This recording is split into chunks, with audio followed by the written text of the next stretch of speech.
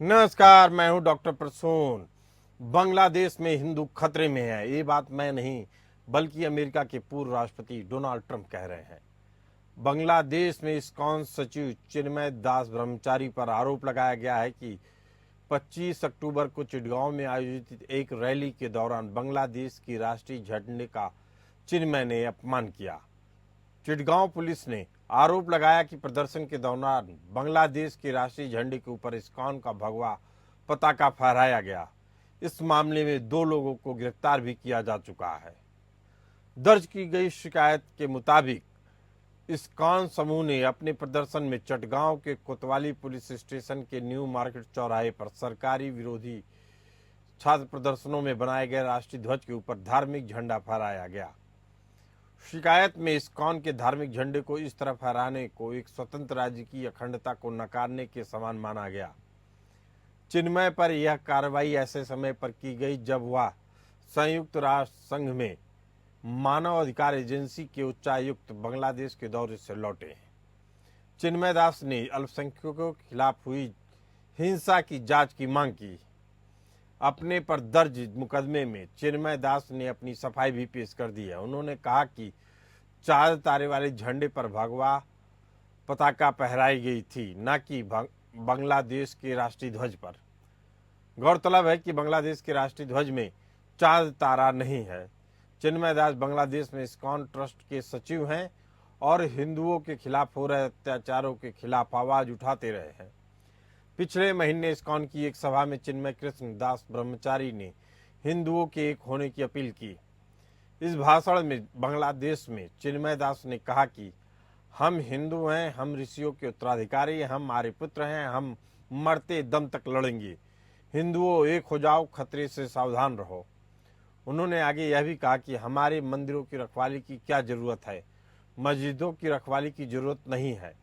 सरकार कई सालों से हमारी उपेक्षा कर रही है, सावधान रहो। सोशल मीडिया पर किसी अनजान व्यक्ति को अपना दोस्त मत बनाओ, जाल में मत फंसो। कई लोग तुम्हें भड़काने की कोशिश करेंगे, उनके झांसे में मत आओ। वहीं अमेरिका के पूर्व राष्ट्रपति डोनाल्ड ट्रंप ने अपने दीपावली संदेश में बांग्लादेश में खासकर शेख हसीना सरकार के पतन के बाद हिंदुओं पर हो रहे अत्याचारों की निंदा की। इस मामले में ट्रंप ने कमला हैरिस और जो बिडेन पर भी कुछ नहीं करने का आरोप लगाया। ट्रंप ने कहा कि कमला और जो बाइडेन ने दुनिया भर और अमेरिका में रह रहे हिंदुओं को नजरअंदाज किया। वे इजरायल से लेकर यूक्रेन तक और हमारे साउथ बॉर्डर तक के लिए विनाशकारी हैं, लेकिन हम अमेरिका को फिर से मजबूत बनाकर ताकत के साथ शांति वापस लाएंगे।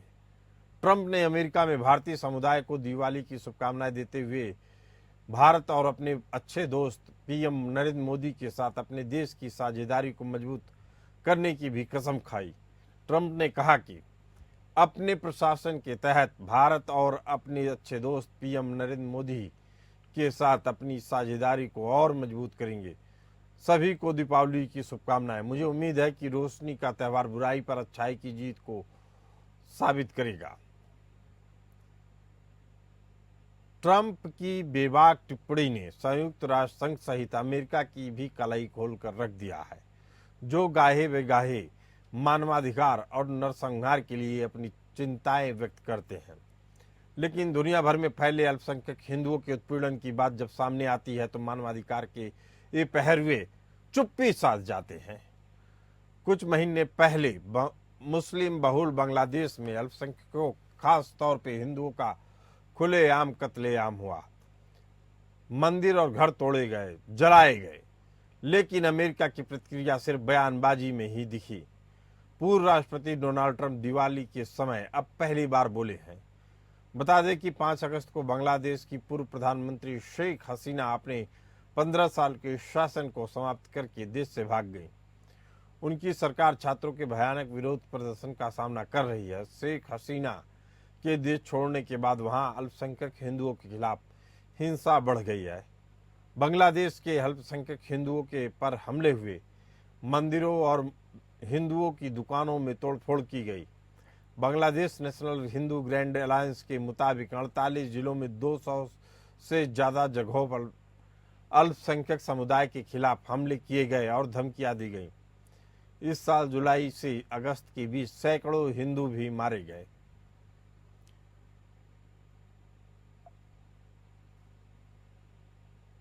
गौर करने वाली बात यह है कि पहली बार ट्रंप ने बांग्लादेश के मुद्दे पर बात की। जुलाई अगस्त में बांग्लादेश में सैकड़ों हिंदुओं को उस वक्त हत्या का शिकार होना पड़ा जब छात्रों का आंदोलन बड़े पैमाने पर हिंसक विरोध प्रदर्शनों में बदल गया। इसके बाद तत्कालीन प्रधानमंत्री शेख हसीना 5 अगस्त को देश छोड़कर चली गईं, जिसके बाद बांग्लादेशी हिंदुओं पर बेतहाशा हमलों की बारिश शुरू हो गई। इसी मुद्दे पर चर्चा करने के लिए हमारे साथ मौजूद हैं कर्नल दिनेश शर्मा, रक्षा विशेषज्ञ, और संजीव श्रीवास्तव जी, सामरिक मामलों के जानकार। आप दोनों मेहमानों का बहुत बहुत स्वागत है। कर्नल दिनेश शर्मा, आपने बांग्लादेश की स्थिति परिस्थिति समझ ली। क्या भारत अपने वादे से मुकरेगा या भारत की सेना उस वादे को पूरा नहीं कर पाएगी जो कभी नरेंद्र मोदी ने किया था? कहा था कि दुनिया भर के हिंदू भारत आ सकते हैं और उनको कोई खतरा महसूस नहीं होगा, लेकिन जब बांग्लादेश में तख्ता पलट हुआ तो हिंदुओं को बांग्लादेश से इंडिया में आने पर रोका गया। इसके पीछे क्या रणनीति देखते हैं कर्नल दिनेश शर्मा? नमस्कार डॉक्टर साहब। जो आज की तारीख के अंदर बांग्लादेश के अंदर रिलीजियस इंटॉलरेंस और मानवता के अगेंस्ट जो है एक प्रकार का जो कार्रवाई हो रही है वो वाकई में शर्मसार है। हमने जो अपना सिटीजन एक्ट के अंदर जो बदलाव लाए हैं उसके अंदर भारत अभी भी अपनी बात के ऊपर अडिग है कि दूसरे देशों के अंदर जो हिंदू अल्पसंख्यक हैं या जो बाकी अल्पसंख्यक हैं जो प्रताड़ित किए जा रहे हैं उनको जो है हम अपने देश के अंदर नागरिकता देंगे। इसके अंदर से अभी तक तो कोई बदलाव आया नहीं है। अगर आप देखें तो पिछले साल तक अगस्त से पहले तक भी हमारा देश जो है 16 लाख लोगों को, बांग्लादेशी को हम लोग जो है वीजा देते थे हमारे देश में आने के लिए, काम करने के लिए या कुछ और उनके कामों के लिए। लेकिन अगस्त 2024 के बाद जो है परिस्थितियां एक प्रकार से पूरी तरह से बदल चुकी हैं। अब लगातार वहां पर हिंदुओं के ऊपर, उनकी सुरक्षा के ऊपर, उनकी जमीन जायदाद के ऊपर और उनके ऊपर हमले हो रहे हैं। तो इसका भारत सरकार जो है संज्ञान लेगी और उचित समय के ऊपर जो पॉलिसी वो समय क्या होगा कर्नल दिनेश शर्मा जी? किन परिस्थितियों का भारत सरकार वेट कर रही है? यह आकलन तो हमको लगाना ही पड़ेगा। आकलन हमें लगाना पड़ेगा। हमें बहुत सारी एट ए नेशनल लेवल के ऊपर हमारी सरकार को बहुत से तथ्यों को की विवेचना करनी पड़ेगी। ये भी देखना पड़ेगा कि ये सडनली जो हिंदूज के अगेंस्ट एंटी हिंदू बांग्लादेश में हो रही है उनके पीछे और कौन कौन से एक्टर हैं या कैरेक्टर हैं। यूएस का क्या रोल है? ये दिवाली के ऊपर अगर ट्रंप ने एक स्टेटमेंट दे दी है कि हम पूरे देश के अंदर हिंदुओं की, जो पूरे वर्ल्ड के अंदर हम हिंदुओं की रक्षा करेंगे, तो भाई ये अगस्त से पहले भी तो हिंदुओं के ऊपर जो है बांग्लादेश के अंदर अत्याचार होते थे। आपको ये भी देखना है कि चाइनीज की एक्टिविटीज बांग्लादेश में कितनी बढ़ गई है। चाइनीज जो हैं वो जाके अस्पतालों के अंदर इस अगस्त में जो एजिटेशन हुए थे, छात्र आंदोलन हुआ था, उन अस्पतालों में जाके उन लोगों का इलाज की देखभाल कर रहे हैं।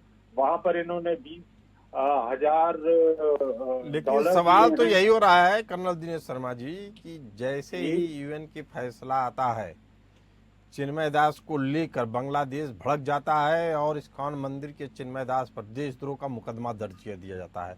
संजीव श्रीवास्तव जी, क्या बांग्लादेश एक तरीके से यूएन को भी मुंह चिढ़ा रहा है?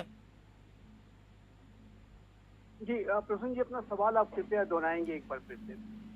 चिन्मय दास जो इस्कॉन टेम्पल के सचिव हैं बांग्लादेश के, उनके ऊपर देशद्रोह का मुकदमा दर्ज किया गया है। उनके ऊपर कहा गया है कि आपने बांग्लादेश के झंडे का अपमान किया है, उसके ऊपर भगवा पताका फहराई, जबकि चिन्मय दास का कहना है कि उस झंडे में 4 सितारे थे, वो बांग्लादेश का झंडा नहीं है। अब कहानी केवल इतनी थी कि वो यूएन में गए और उन्होंने अपना पक्ष रखा, हिंदुओं के ऊपर जो हमले हो रहे थे उसका विरोध किया। जैसे वह बांग्लादेश आते हैं उनके ऊपर देशद्रोह का मुकदमा दर्ज कर दिया जाता है। एक तरीके से बांग्लादेश क्या यूएन को मुंह नहीं चिढ़ा रही है? देखिए प्रसून जी, इसमें कोई दो राय नहीं है कि बांग्लादेश में वर्तमान समय में जो हिंदू कम्युनिटी है वो खतरे में है और वो अनेक तरीके की कट्टरवादियों, जिहादी, आतंक परस्त ताकतों का जो दबाव है वो झेल रही है। और लेकिन हिंदू कम्युनिटी जाहिर है कि उनके अंदर एक गहरी चिंता तो अवश्य है, लेकिन उन्होंने अपनी इस चिंता को अनेक प्रदर्शनों के माध्यम से, रैलियों के माध्यम से व्यक्त भी किया है। चाहे वो ढाका हो, चाहे वो चिटगांव हो, अनेक जगहों पर इस तरह की रैलियां हिंदू कम्युनिटी ने निकाली हैं और अपनी चिंताओं को सार्वजनिक तरीके से व्यक्त किया है। लेकिन जो बांग्लादेश में वर्तमान समय में स्थितियां दिखाई देती है उसमें स्पष्ट रूप से दिखता है कि बांग्लादेश की जो अंतरिम सरकार है वो कट्टरपंथियों के दबाव में आकर के काम कर रही है। और अभी हमने देखा था कि अभी चिन्मय दास का तो आपने एग्जाम्पल बताया ही, जो लेटेस्ट है, आगे किस तरीके से उन्हें एक जाहिर है कि एक कट्टरवादी सोच के तहत उन्हें प्रताड़ित किया जा रहा है। और इस्कॉन टेम्पल जो कि एक पूरे विश्व में हिंदू धर्म और संस्कृति को का एक केंद्र स्थल रहा है और हमेशा से उसने एक सकारात्मक तरीके से अपने कार्यों को किया है। ऐसे मंदिर के अध्यक्ष के ऊपर इस तरीके का आरोप लगा देना और उनके खिलाफ कार्रवाई करना, तो ये मेरा ख्याल है कि ये जो बांग्लादेश में बढ़ते हुए जो कट्टरपंथियों का जो प्रभाव है उसके तहत ही ये हुआ है। और यदि इसी तरीके की स्थितियां रही तो प्रसून जी, आप जानते हैं कि बांग्लादेश में लगभग 8% आबादी जो है हिंदू की है। वहाँ पर दुर्गा पूजा होती है और हमने देखा है दुर्गा पूजा में मंदिरों में पंडालों को कैसे टारगेट किया वहाँ गया और उस तरह से मंदिरों को कैसे क्षति पहुंचाई गई। जो ढाकेश्वरी मंदिर है, बहुत ही जो प्राचीन मंदिर है, उसमें किस तरीके से वहाँ का मुकुट चोरी कर लिया गया। तो ये जो सारी घटनाएं हैं वो इस बात को स्पष्ट रूप से प्रमाण है कि बांग्लादेश में जो कट्टर इस्लामिक जिहादी आतंक परस्त ताकतें अपना प्रभाव बढ़ा रही हैं और ये जो बांग्लादेश की सरकार है, अंतरिम सरकार, उसके दबाव में आ रही है। और इसमें जाहिर है कि विदेशी शक्तियां भी शामिल हैं। पाकिस्तान की खुफिया एजेंसी ISI हो, अनेक बड़ी शक्तियों की एजेंसीज हो, उनके द्वारा भी इस तरीके की साजिशें रची गई। छात्र आंदोलन की आड़ में जिस तरीके से जमाते इस्लामी बांग्लादेश और उसका जो एक छात्र संगठन इस्लामी छात्र शिविर ने अनेक तरीके की अराजकता, उत्पात, उपद्रव मचाया, शेख हसीना की सरकार को अपदस्थ कर दिया, उनको देश छोड़ने पर भी मजबूर कर दिया है। तो ऐसे में और उन्होंने अपने प्रभाव वाली सरकार भी जो है बना ली है। ये सरकार निसंदेह अगर on the face of it कहते हैं कि वो सबके लिए काम कर रहे हैं और हिंदू कम्युनिटी की रक्षा करेंगे, इत्यादि शब्द तो बहुत मोहम्मद यूनुस इस्तेमाल करते हैं, लेकिन उस पर अमली जामा वो नहीं पहना रहे हैं। वो स्पाइनलेस तरीके से ये सरकार काम करती हुई दिखाई दे रही है और कट्टरपंथी लगातार अपना प्रभाव बढ़ा रहे हैं। और उसकी क्या मान लिया जाए बांग्लादेश में जो सरकार है वह कठपुतली सरकार है? देखिए, बांग्लादेश की सरकार में एक जो जैसा कि मैंने कहा कि स्पाइनलेस सरकार नजर आती है। ये सरकार सिर्फ शब्दों को एश्योरेंसेस इत्यादि जरूर दे रही है, लेकिन उस पर वो कार्रवाई करना तो दूर, इन कट्टरपंथियों के दबाव में आकर के वो ऐसी कार्रवाइयां कर दे रहे हैं कि जिससे ऐसा लगता है कि उनके इशारों पर काम कर रहे हैं। जैसे जमाते इस्लामी बांग्लादेश से प्रतिबंध हटाना उनके, और वहीं दूसरी तरफ शेख हसीना और उनके परिवार के सदस्यों का, अवामी लीग के सदस्यों का डिप्लोमेटिक पासपोर्ट जो बड़े नेता हैं उनका रद्द कर देना। उसी तरीके से एक अल अंसार बांग्ला टीम नामक एक आतंकवादी संगठन है, उसके नेता जसीमुद्दीन रहमानी जो कि एक अलकायदा से संबंधित संगठन का आतंकी था और 11 वर्षों से जेल में बंद था, उसको उन्होंने रिहा कर दिया है।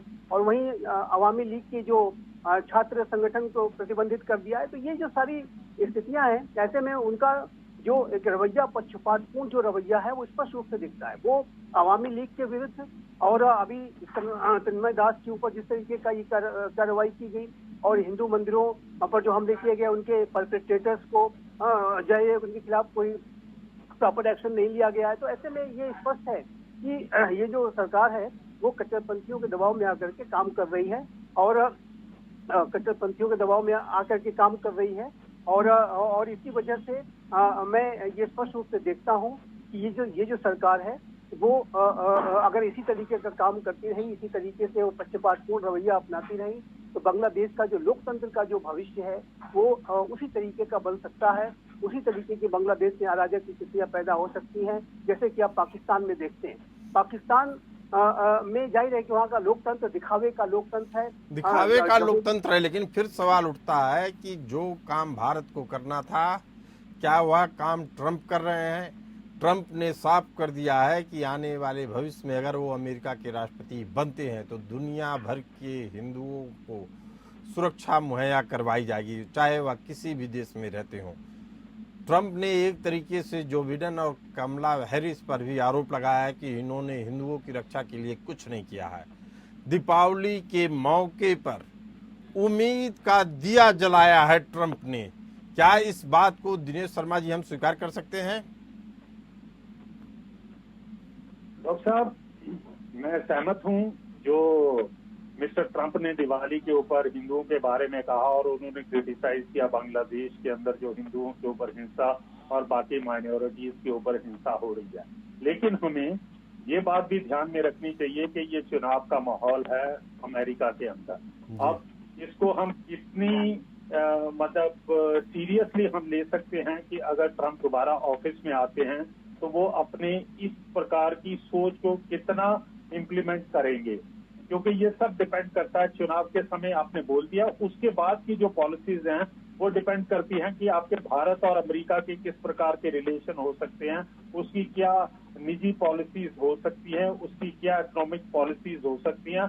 बाकी सारे फैक्टर जो हैं वो इस बात के ऊपर डिपेंड करेंगे कि वो कितना सपोर्ट करते हैं हिंदुओं के राइट और हिंदुओं के रिलीजन की रक्षा करने के लिए, और इसके साथ ही वो कितना अंकुश लगाते हैं जो अमेरिका के अंदर हिंदू फोबिया है या हिंदुओं के धर्म के बारे में दुष्प्रचार होता है, जहां उनको थोड़ा निचले स्तर के ऊपर हिंदू धर्म को देखा जाता। लेकिन आज की तारीख में यस, लोगों का मन जीतने के लिए और एक प्रकार का बांग्लादेश के जो केयर टेकर गवर्नमेंट है उनको भी ये एक मैसेज जाता है कि वर्ल्ड बॉडी ने अब आपकी हरकतों का या आपका ये जो रिलीजियस टॉलरेंस के बारे में नोटिस किया है। लेकिन मैं इसके साथ ये बात करना चाहता हूँ कि ये अगस्त के बाद ही नहीं घटनाएं हो रही हैं, अगस्त से पहले जहां आप इतिहास में जाएं, आज से 15-20 साल पहले भी ये हिंदुओं के ऊपर अत्याचार होते थे बांग्लादेश के अंदर। इसके कई कारण हैं, ऐतिहासिक हैं, राजनीतिक हैं और कट्टरवादी है। नहीं, ये सारी चीजें तो जानकारी में है कर्नल दिनेश शर्मा जी, बस सवाल इतना उठता है। मैं डॉक्टर साहब इसी पॉइंट को मैं क्लैरिफाई करना चाहता हूँ, कृपया मुझे 20 सेकंड दीजिए ये ट्रंप की बात को। देखिए साहब, ये सारी की सारी चीजें जो है भूतकाल में भी हो रही थी, हिंदुओं के ऊपर भी हो रहा था, लेकिन उस समय किसी प्रकार का इंटरनेशनल प्रेशर नहीं पड़ा बांग्लादेश के ऊपर। लोगों ने इस बात की तरफ ध्यान नहीं दिया कि वहां पर रिलीजियस टॉलरेंस कितनी हो रही है और कितना जो है हिंदुओं को डर के माहौल में रखा जाता है। लेकिन इसके साथ साथ, जैसा मैंने पहले बताया था, मैं दोबारा कहना चाहता हूं कि ये जो अचानक जो इंसिडेंट्स के अंदर एक बहुत ज्यादा हो गई हैं अगस्त के बाद, उसमें हमें ये भी गौर करना पड़ेगा कि इसके अंदर आउटसाइडर प्लेयर जो हैं उनका क्या रोल रहा है।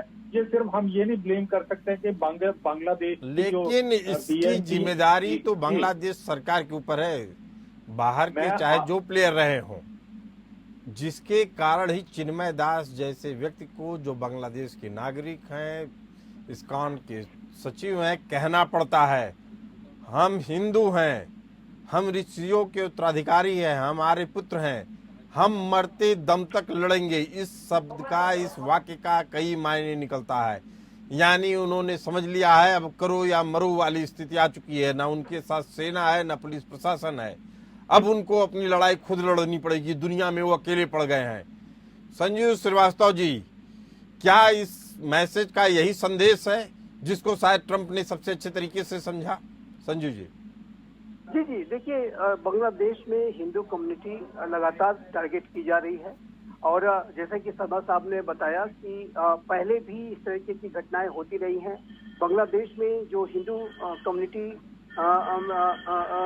की जो संख्या है, जनसंख्या, वो लगातार हमने ये भी देखा है कि कम हुई है। अगर आप आज़ादी के समय से आज की तुलना करें तो उसमें लगातार कमी देखी गई है। और हिंदू कम्युनिटी के ऊपर अनेक तरीके की साजिशें वहाँ के कट्टरपंथी रचते हैं और उन्हें रिलीजियस कन्वर्जन कराना, उनको हर तरीके से इस तरीके से उनको टारगेट करना ताकि वो हिंदू धर्म और संस्कृति त्याग करके जो उनका धर्म है उसको वो धारण करने इत्यादि इत्यादि, इस तरीके की जो उनके नापाक और मंसूबे हैं वो स्पष्ट रूप से दिखते हैं। तो लेकिन इस पूरी स्थिति को ध्यान में रखते हुए ही भारत की सरकार ने जो CAA जैसा एक कानून हम लेकर के आए थे कि जहाँ कहीं भी इस तरीके की जो घटनाएं हम देखते हैं, चाहे बांग्लादेश में हो, पाकिस्तान में हो, अन्य जगहों पे हो, पड़ोसी राष्ट्रों में, वहाँ पर जो भी इस तरीके की प्रताड़ना होती है हिंदू कम्युनिटी की और हमारे जो अन्य धर्मों की, तो ऐसे में भारत की सरकार उनकी रक्षा के लिए एक बड़ा कानून लेकर के आई। और जाहिर है कि इसके ऊपर इस कानून को लेकर के भारत सरकार की संजीव जी, जब बांग्लादेश में तख्ता पलट होता है और तमाम हिंदू भारत की तरफ आते हैं तो उनको बॉर्डर पे रोका जाता है, इसके पीछे क्या कारण समझते हैं आप? देखिए, अभी बॉर्डर पे रोकने का कारण ये है कि भारत की सरकार ये देखना चाहती है कि बांग्लादेश की जो सरकार है वो स्वयं से अपने आंतरिक मामलों को बेहतर तरीके से एड्रेस करे और वहाँ पर जो है कानून और व्यवस्था का शासन स्थापित करे, जो रिलीजियस परसिक्यूशन हो रहा है उसको रोके। और भारत सरकार अभी भी बांग्लादेश की सरकार के ऊपर उसने गिव अप नहीं किया है। और ये भारत सरकार ने डे वन से ये कहा था कि ये बांग्लादेश की सरकार की जिम्मेदारी बनती है कि वो हिंदू कम्युनिटी की रक्षा करे, वहाँ पर जो शांति, सुरक्षा, स्थिरता को लागू करने में और कानून का राज स्थापित करने के लिए प्रयास करे। और यही बांग्लादेश के हित में भी होगा, यही उसके लोकतंत्र के बांग्लादेश के हित में होगा। लेकिन इसमें बांग्लादेश की सेना फेल हो चुकी है। कर्नल दिनेश शर्मा जी, आखिर क्या कारण है कि जब हिंदुओं पे बात आती है तो वहाँ पुलिस प्रशासन हाथ पे हाथ धरे बैठा रहता है, थाने में हत्याएं हो जाती हैं हिंदुओं की। उसके बाद जब सेना की बारी आती है तो सेना कह देती है कि यह आंदोलन है, इस पे हम कुछ नहीं करेंगे, ये आंतरिक मामला है, शासन प्रशासन की खामी है, उसको दुरुस्त करे। यानी जिसकी जो जिम्मेदारी है वही अपनी जिम्मेदारी पूरा नहीं कर रहा है। ऐसे में क्या उपाय बचते हैं भारत सरकार के पास? डॉक्टर साहब, ये बांग्लादेश की सेना या पुलिस जो है ये इस समय कुछ नहीं करती हुई नजर आ रही है, क्योंकि उनको जब तक शासन से जिस प्रकार की सख्ती के आदेश नहीं मिलेंगे, वो सारे का उनके पूरे एक्शन डिपेंड करते हैं कि उन्हें पॉलिटिकल एस्टेब्लिशमेंट से किस प्रकार से ऑर्डर्स मिल रहे हैं। अब आ जाती है हमारी मेरा ये मानना है कि भारत इस समय जो है भारत ने ऑलरेडी जो है रिक्वेस्ट किया था बांग्लादेश की इंटरिम गवर्नमेंट को कि उन्हें जो है हिंदुओं की रक्षा करनी चाहिए और उसके लिए जो है पूरा उनको सुरक्षा प्रदान की जाए, लेकिन उसका ज्यादा असर नहीं पड़ा है। अभी भारत के पास यह है कि भारत जो है इंटरनेशनल मंच के ऊपर एक तो है इस बात को उठा सकता है, और साथ में जो हमारा जो एक्चुअली में जो हिंदूज हैं वहाँ पे, if they want to come to India, so मेरा ख्याल है कि भारत सरकार उसके लिए भी कुछ ना कुछ कदम उठाएगी।